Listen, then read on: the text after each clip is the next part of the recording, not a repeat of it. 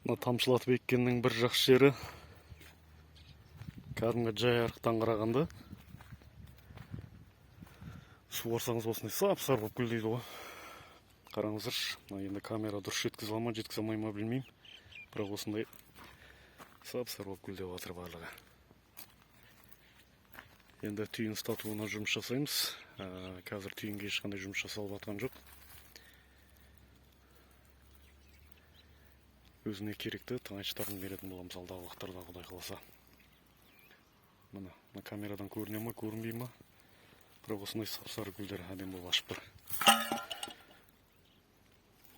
Үстіңгі кисталарды түйін ұстап жатыр, Құдай қаласа.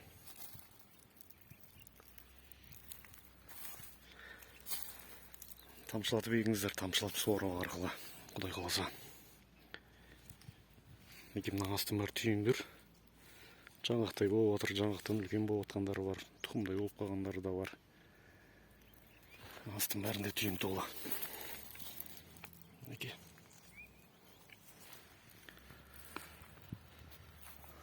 Тамшылатудың бір жақсы жері өзіне керекті тыңайтқыштардың барлығын бере аласың тамырынан. Сондықтан барынша тиімді тәсілдерді қолдана беріңіздер. Қараңыздар, шына сап-сары гүл болып тұр.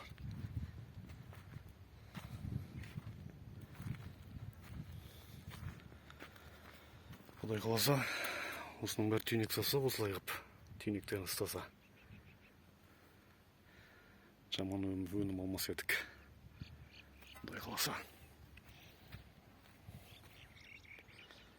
Мына жердің бәрі сап-сары гүлдеп тұр.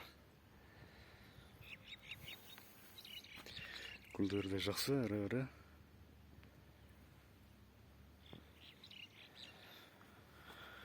Мүмкіндік болса осылай тамшылатып егіңіздер.